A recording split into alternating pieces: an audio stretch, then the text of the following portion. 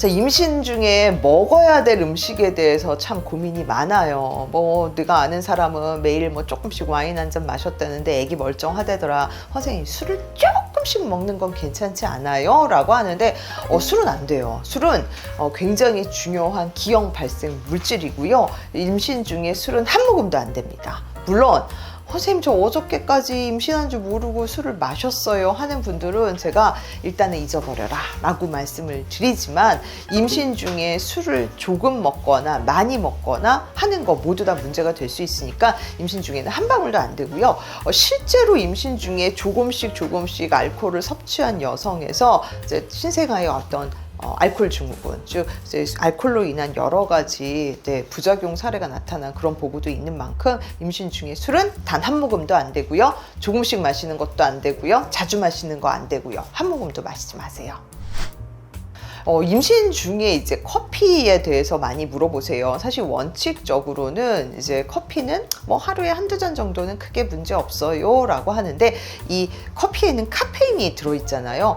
보통 나라마다 기준이 좀 다른데 일반적으로 하루에 200에서 300mg의 카페인은 허용을 합니다. 그래서 뭐 우리나라나 WHO에서는 300 정도, 그리고 유럽이나 미국 같은 경우는 200 정도는 괜찮다라고 하는데요. 근데 이건 반드시 아셔야 돼요. 임신 중에 카페인 대사가 임신하기 전보다 좀 느려집니다. 그래서 태반을 통해서 통과하고요. 그리고 아기가 이제 커피 마시는 거랑 별반 다름이 없어요. 그래서 실제로 임신 중에 이제 엄마가 커피를 마시면 아기가 좀 깨어있는 시간이 길어진다고 하고요. 또 심장 박동도 좀 빨라지고요. 아기도 좀 더 활발해져요. 우리 카페인은 각성작용이 있기 때문에 이제 잠 확 깨려고 할 때 그때 먹잖아요. 근데 내가 커피를 마시면 양이 많든 적든 아기도 어떤 정도는 영향을 받을 수 있다는 사실은 주지하셔야 되고요.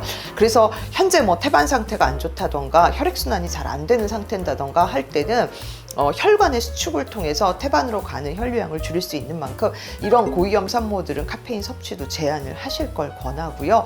그리고 하루에서 200에서 300이 어느 정도냐면은 보통 이제 프랜차이즈 커피 전문점에서 그냥 중간 사이즈, 그러니까 일반적으로 우리가 많이 마시는 사이즈 정도의 한 잔 정도의 양이에요. 그래서 가급적이면 요거보다 더 넘기지 않도록 가급적 주의하셨으면 좋겠고요. 이 카페인은 커피에만 들어있는 게 아닙니다. 그래서 뭐 초콜릿에도 들어있고요, 녹차에도 들어있고요, 홍차에도 들어있고요, 또 여러 가지 뭐 에너지 드링크, 당연히 많은 카페인을 함유하고 있는 만큼 이런 음료 섭취할 때도 가급적이면 이런 거를 따져서 현명하게 섭취하셨으면 좋겠습니다.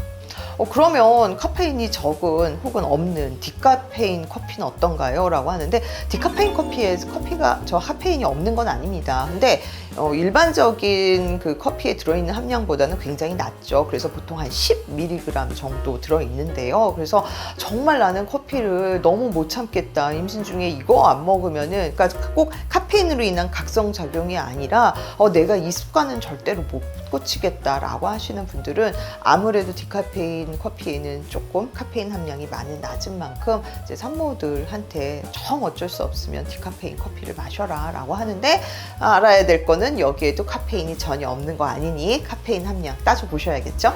그렇다면은 선생님, 커피도 많이 마시지 말라 그러고 디카페인에도 카페인이 들어있다면 커피 우유 어때요? 이건 우유잖아요 라고 강조하시는데, 의외로 우리 그 커피 우유에 카페인 함량이 굉장히 높습니다. 그래서 어떤 경우는 우리가 그냥 마시는 그냥 이렇게 일명 아메리카노라고 하는 그런 커피보다도 훨씬 더 많은 고용량의 카페인을 함유할 수 있는 만큼 커피 우유라고 안전하지 않아요. 그리고 내가 마시는 모든 거는 아기도 같이 마신다라고 하는 거, 우리 애를 태어나면은 우리 초등학생 또 유치원생한테 커피 우유를 막 사주는 부모 잘 없잖아요. 그러면 내가 현재 임신한 상태면 그것 또한 주의하셔야 된다는 거 모두 다 잘 기억하셨으면 좋겠습니다.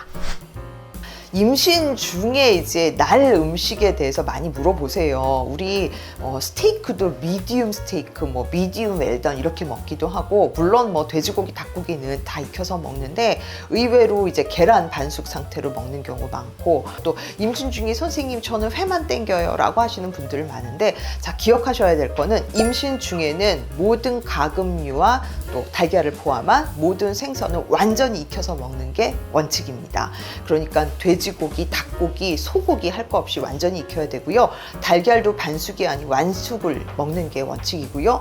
또 생선 회 사실 임신 초기에 많이들 드시고 싶어 하는데 임신 중에는 회도 안 드는 게 원칙입니다. 그래서 왜 그러냐 하면은 이제 음식으로 인해서 여러 가지 우리 식중독이나 또 여러 가지 감염의 하나의 원인이 될 수 있어요. 그래서 원칙은 이렇게 다 익혀 먹는 게 원칙인데 사실 정말 어쩔 수 없다면 내가 정말 회 한 점 먹는 게 정말 소원이다 라고 하면은 굉장히 신선한 상태에서 섭취를 하실 것을 권하고요. 그리고 할 수 있다면 안 먹는 게 원칙이라는 사실은 모두 다 기억하셨으면 좋겠습니다.